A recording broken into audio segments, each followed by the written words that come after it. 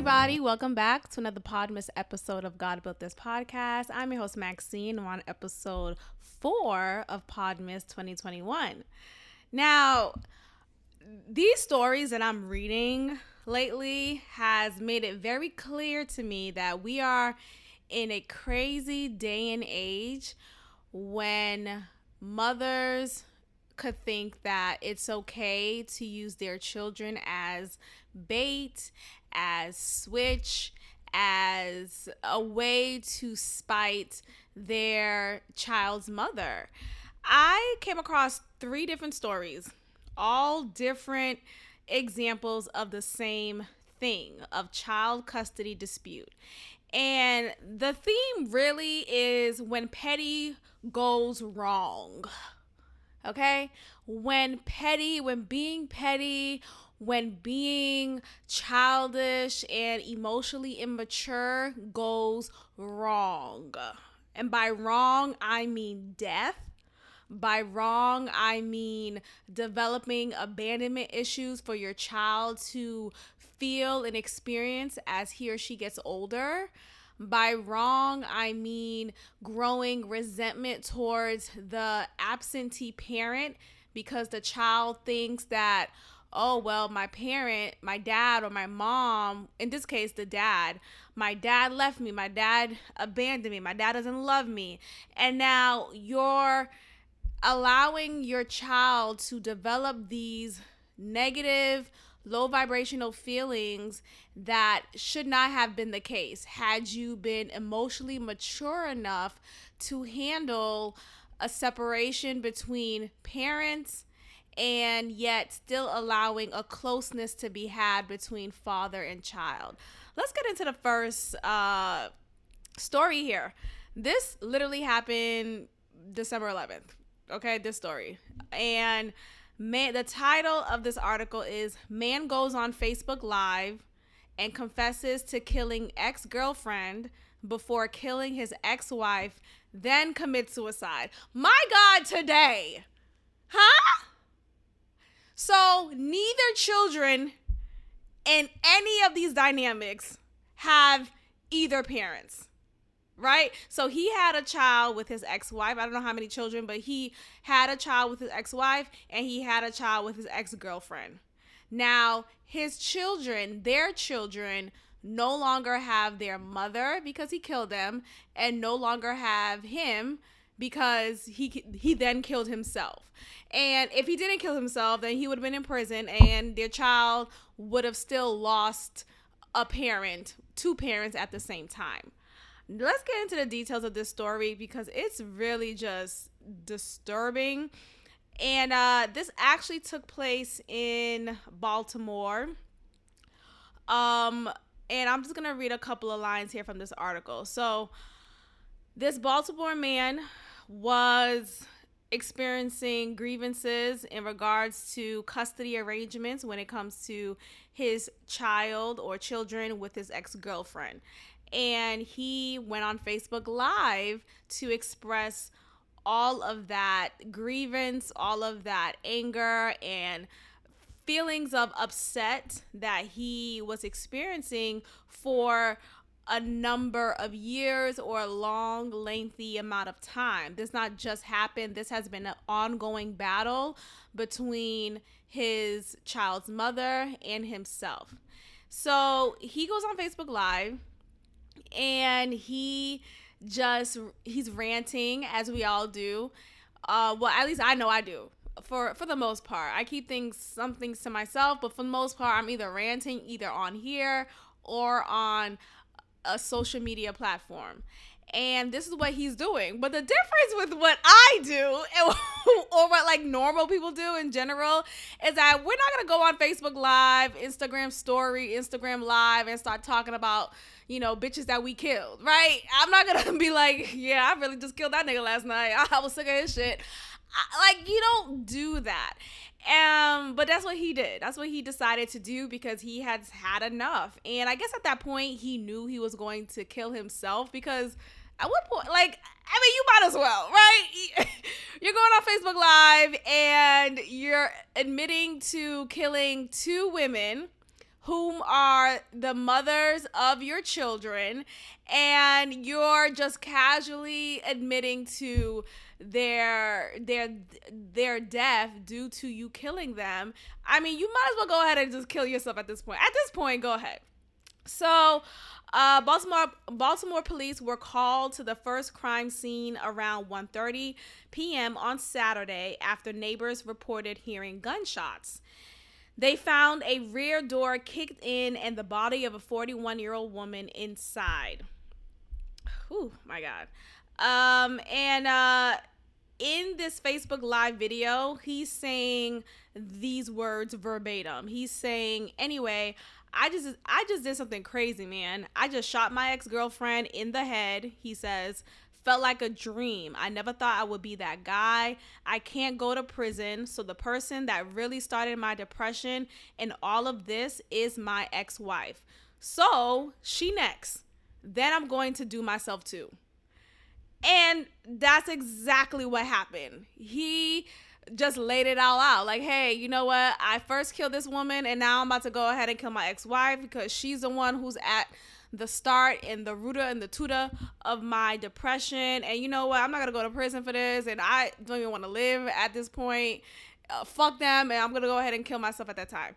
And that's what he did. I just paraphrased it again. You know, it's beyond me to understand this, but let's try to grasp some understanding here.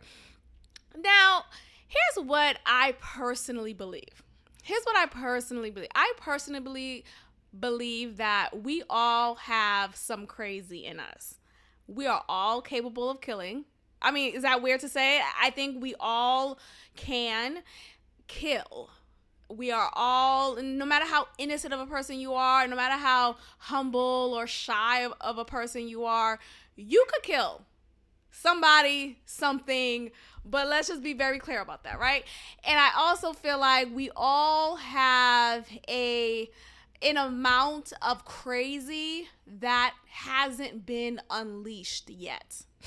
We all have an amount of deranged that hasn't been released yet, because we stay in this status quo in the society that we live in. We stay in this box, we conform for the most part, and we just walk the narrow path for the most part, right? You're not going to walk into work and start flipping tables. You know not to do that at your workplace. You know not to go crazy at church while everyone's worshiping and praising and you're swearing, cussing up a storm. You know how to tame that side of you.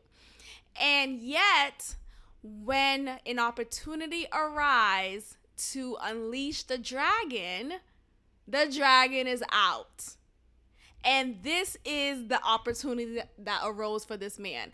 Of course, I'm not giving him any excuse, but I want us to look at everything holistically, which is why I started this podcast in the whole first place of it all, right?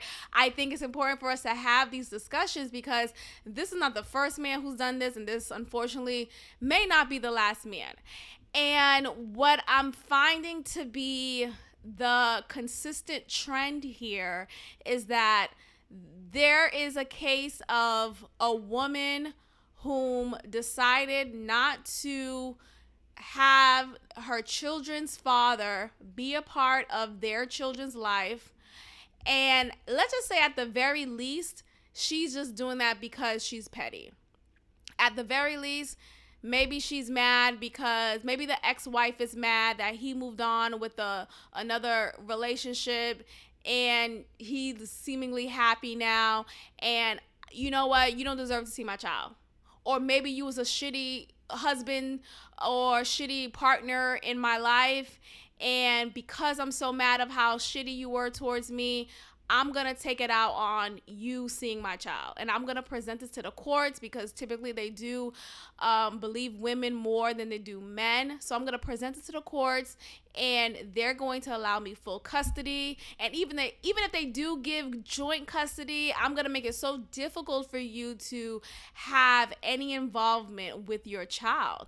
And I may even, for the most part, the children are sleeping in the same home with the mother. So for the most part, the mother may be because the mother has more access to the children, the mother will, most likely feed and infiltrate their child's mind to think that dad is crazy, dad doesn't love me, I don't want to stay at dad's house, dad's icky. And the child's mind is now tainted with all of these lies and fabrications because the mother is so hurt and petty based off of something that the dad did years and years ago. Okay. Now, you also have a case of this man. He said in this Facebook Live that the mother was lying to the child and lying to the courts, feeding lies to the child and saying, daddy touched you, right? Daddy touched you, right? Daddy touched you right here, right? And he did that, right? So clearly making up a lie of molestation taking place in the hands of the father. And of course, this is like sickening, right? You don't want to even think that a mother could lie on her child. But unfortunately, there are mothers out there who do this, who actually play this role of this just vile human being because of hurt. Because they were hurt, because they were heartbroken by their child's father. And so, how am I going to hurt you the way you hurt me? I'm going to cut off any possibility of a healthy, loving relationship with your child. And so that affected this man. And now that has created this internal anguish, this internal turmoil that he has to live with day to day as he is fighting the court system, as he is trying to prove that he's stable, that he's just on the right path, that he is a clear-headed guy. And again, we know the courts favor more of the mother than they do the father. So it is difficult to prove this, and it's ongoing. And courts are already backed up with so many cases. You have COVID still out in these streets, and so that's going to further delay things. So everything is riding on this man, and he can't catch a fucking break. And again, I have to say this again, I'm not excusing his behavior, but we have to understand what makes someone get to this point. What happened before he decided to get the gun and go to his ex-girlfriend, shoot her dead, and then proceed to go to his ex-wife, shoot her dead, and then decide, I'm going to go ahead and off myself too because I might as well. What happened prior to that? Because we have to get to the ruta and the tuta. And that's where we are. It starts from the relationship between two adults who has one person in the party who is not emotionally mature enough to still allow a healthy and loving and nurturing relationship to take place with said parent that he or she is still mad at. That is sick to me. So this is what happened recently. And I think when we have more of these conversations of what does parenting look like, what does co-parenting look like, then we could avoid an outcome like this. But unfortunately, you have a fucked up court system that is typically favoring the woman and not at all giving voice or opportunity for the man, for the father, to be given just a chance to prove himself as a stable, functional figure in children's life. It's really just sickening. And, I want to also give fault to the father here. I think, though, when you have a history of, because this is not one woman, it's two women, his ex-girlfriend and his ex-wife. Now, I wonder, what about those women that whom you are picking? What about those women whom you are picking that continues to play this petty role of not allowing you to see your children for whatever reason? Like, what about those women? Where are you finding these women? And these things are common, unfortunately. Like, it's not surprising to hear examples and stories of women, of mothers who purposely strain the relationship between father and child. So I just think it's strange, though, that this is not just one mother, there's two mothers, and both of them don't want him to see their children. Why is that? Why are you picking these types of women whom are not emotionally mature enough to handle any discord between two adults, to not allow it to bleed into the relationship that you have with your child or children? It's really strange to me. So that's one case. There's this podcaster that I listen to. His name is Dante Nero. And I just found out, and mind you, I'm a very detail-oriented person. And I know the times that he releases his episodes for his podcast. And I've been noticing that a new episode hasn't been released since October. And I'm like, is my calculation right? So I check again. I even check the podcast site to see what's going on. If there was an announcement made that I may have missed, none of that was said. So just a few days ago, I noticed an influx of several quote unquote new episodes. And I'm saying quote unquote new episodes because these episodes coincidentally were released at the same time, like 2 weeks ago. That's the date that it said, but it didn't load up in my podcast app just until like a few days ago. So it was just weird. So I think these episodes are just like old refurbished episodes that he decided to just re-release and make it seem like he's been podcasting frequently, which is like, don't fucking lie to me. Like, I take my listenerships very seriously. I take producing podcast episodes very seriously, and I just find it to be insulting as a listener to a podcast, as an avid listener to a podcast, of the podcaster just deciding not to make any announcements of their hiatus. Like, what the fuck happened? So I'm just thinking like, okay, that's weird. So I see him as a guest on another podcast, the Godfrey podcast, and he is talking about his personal life, which he does from time to time. He'll share a lot of his personal experiences from past to present, and to like some advice that he would give to men and to women. But his podcast, Dante Nero's podcast, is more focused on like how to like be more righteous in your manhood, X, Y, and Z, whatever. But I take a lot from it because it's just interesting to hear the man's perspective, or just his perspective. It's entertaining. So anyway, so Dante Nero's on the Godfrey's podcast, and he gets to talking about his personal relationship. And I'm saying relationship because the marriage is null and void. The marriage is null and void. So he is legally married, but according to his story, my God, today, and I have to pause because I was literally, so you know how you're watching something, but you're not really actively engaged. You're on your phone. You're just doing something else. You're not really paying sole attention to said thing that you're watching. So I'm watching this. I'm just like scrolling through my phone while the podcast is playing on YouTube on my TV. And I'm laying on my bed.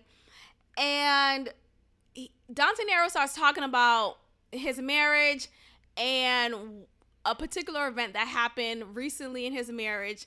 And as soon as he said it, I looked up. I'm like, nigga, what? I paused scrolling through my phone, and I had to run it back. I literally rewind that moment just so I could understand it better. Like, I'm sorry, what happened?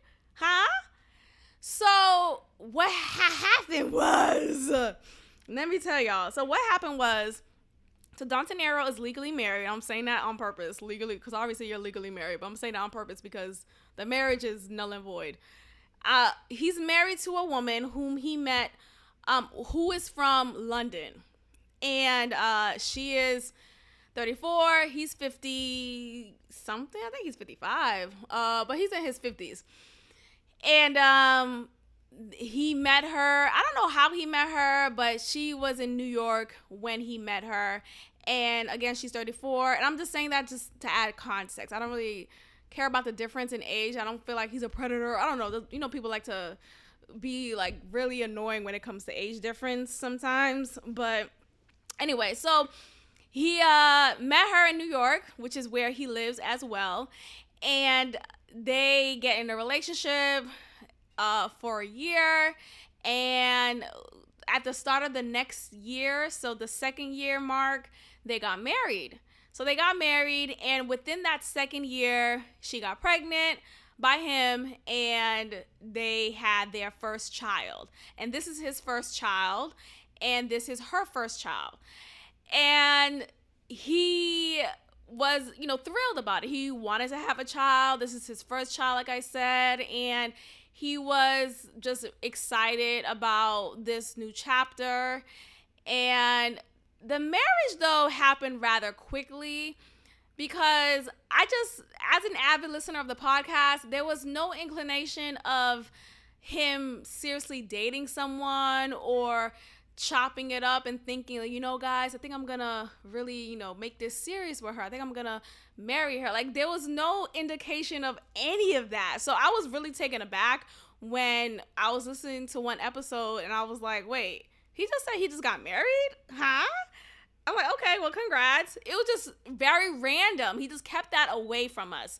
So I'm not sure exactly what motivated him to get married. I'm not sure if she gave him an ultimatum or maybe she got pregnant first and he decided to make an honest woman out of her and marry her. Like, I don't know the details. All I know is it felt rather abrupt. And she soon got pregnant or she soon had a baby. Like, I don't know the time frame. So, okay, whatever, cool. As he's talking about this, he then says she's from London and her family, all her family's from London. All of her family lives in London. So she said to him, hey, I want to take some time and visit my family in London with our baby and just give our baby a chance to get to know his grandmother because they have a baby boy and, you know, some of my family members. And he's okay, sounds good. That sounds great. So she's in London as I'm speaking and as he was speaking too. She's in London and she calls him on the telephone. You know, in London, they say telephone. They don't say phone, right? So she calls him on the telephone and tells him, I'm not returning to New York. Did you hear me, guys? I'm not returning to New York. I'm staying in London. In London town. Cheerio. I'm staying in London. Huh? With our child that I did not have a say so in you making this epic move. I'm staying in London. Bye. Cheerio. What? And it was at that moment when I heard that, like, somehow my ears were still engaged, even though I was like on other apps on my phone and just not 100% engaged in the podcast. But when I heard that part, I stood up. I was like, wait, hold up. Nigga, what? What had happened? So she says that to him. He is telling the story and he's saying that very calmly. And I don't know how long ago this was. Like, maybe it was a month ago. Even, like, I still think that's still recent. But it was still at a point when he is just very just nonchalant as he's delivering the story. And he's rationalizing it with the other guests on the show. And he's saying how he always gives the advice of being a righteous man. And by righteous meaning not letting your emotions overwhelm you, standing true to who you are, not letting anything or anyone take you out of character, and just doing your best to stay grounded despite what's going on. And okay, I can respect that. That's fine. But nigga, what? You just took my child. And so he also said how, like, technically he could sue her. He could bring the courts, bring the legal system into the situation and say she kidnapped my son. She kidnapped my child and I want her arrested. I want her back. And so he thought, like, these thoughts were coming out as he was saying this. And his rationale for that was that, well, she is the primary caregiver of our child because she was a stay-at-home mom. She was this very, just very attentive mother, attentive parent in general. And he's a comedian, even though he also works a full-time job. So he's doing a lot of different things and not as engaged of a parent as he could be because of his schedule, because of his lifestyle, etc. So even though he thought to himself, like, he could very well bring the courts involved and have her arrested and have her charged, he thought otherwise and said, you know, this is not going to benefit our child because our child still needs his mother and she is the caregiver, the primary caregiver, and it just makes more sense to just have it be what it is. Which on one hand, okay, but on another hand, on principle, nigga, I would still call 911. What's your emergency? My emergency is my bitch ass ex-wife, soon to be ex-wife, stole our baby. That's on principle what I would have done. That's on principle. I just don't understand. I think God knew what he was doing when he decided to make me a woman. I really do.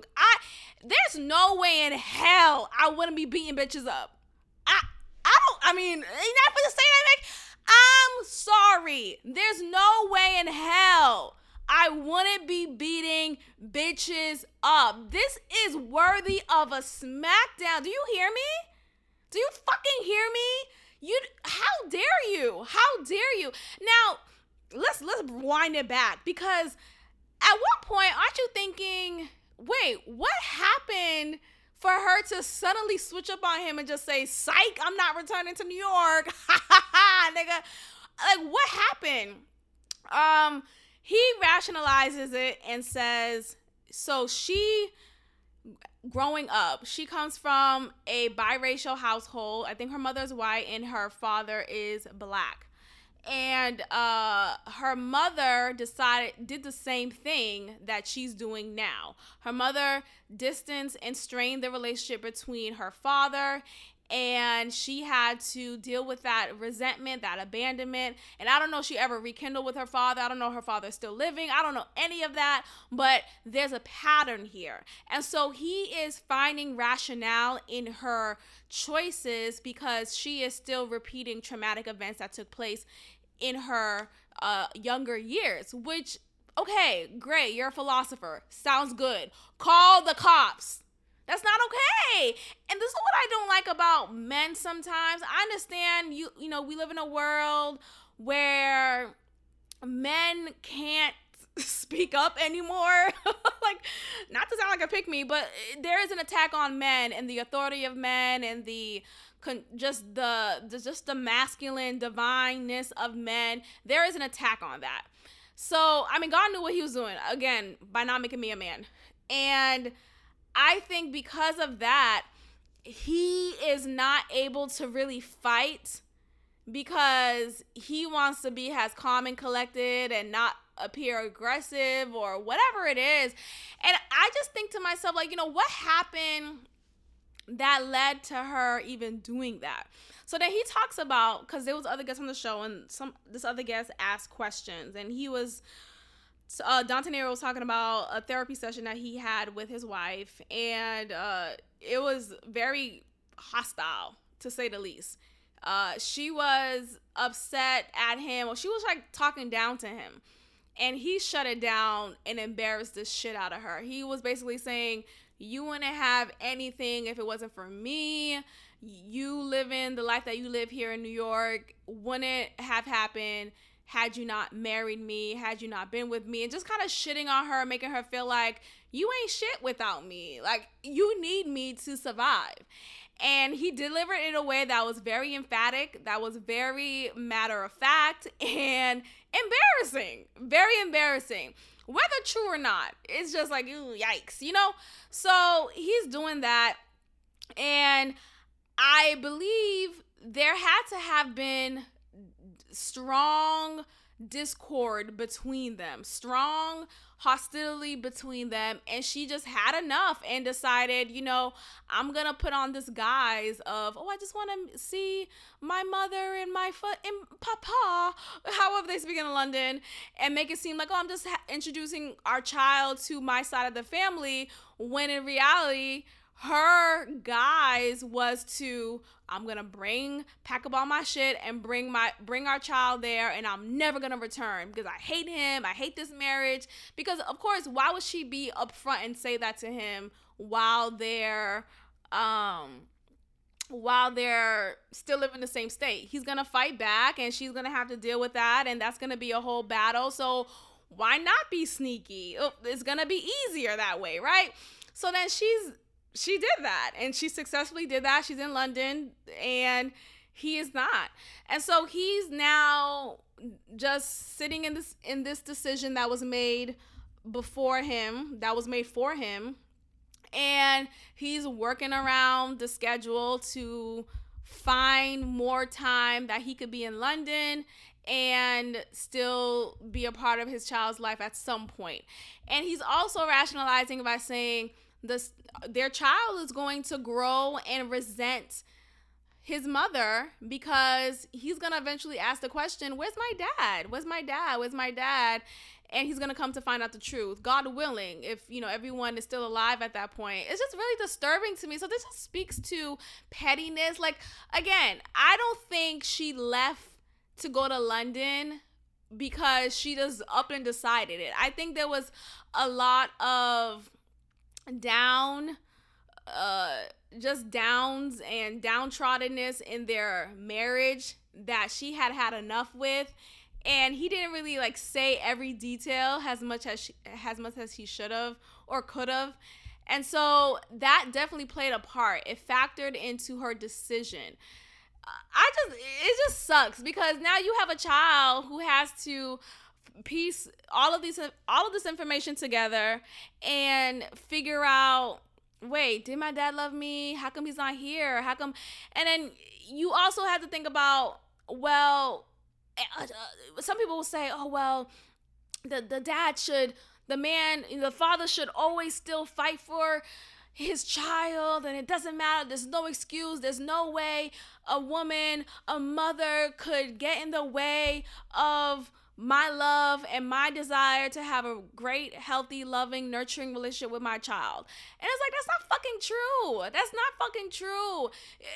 You have, again, a court system that is designed for women and not for men when it comes to this specifically. Now, don't get me into, well, what about when men are accused of raping and murdering women and the man gets a year or two, and if he's highly connected, then he probably won't even get a jail sentence. We're not talking about that.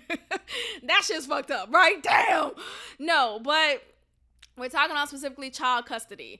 Women, the mother is more in favor than the father. And so you have a lot of things riding against the father from being able to be an active, engaged, loving role in their child's life. And now you just have to deal with that. It's just when all of these are just examples of when petty goes wrong. And it's just very disturbing to me that we are having, and I'm not saying we, right? I'm not putting my shit in this. No, but I like to say we because, proverbial we. But it's just very sad that you have a lot of men out here choosing to impregnate women whom are not fully there, who have a lot of growing up to do. And you know what he did say? He admitted that he had a baby with her so soon because, like I said, everything happened so abruptly and just very quickly with her that I just was very taken aback that he was married again, because this is his second wife. And he said that the insecurity of being in his 50s and not having any children got to him, and it made him feel pressure to go ahead and just marry this woman and have a child with her and make it intentional, because all these years him not having a child by now was intentional, right? He could have been had children, he just decided not to. And now at this point in his 50s, he probably felt like, I'm missing out and I really want to experience fatherhood, and what if I never get to experience it? Maybe this is my one and only opportunity, and that gets to you. So insecurity just definitely needs to be a part of the conversation, and it's just also unfortunate. Everything is just so unfortunate, and again, it's just an example of when petty goes wrong. I'm gonna go ahead and end it here. Thank you guys for listening to another PODMAS episode. I will check in with you all tomorrow.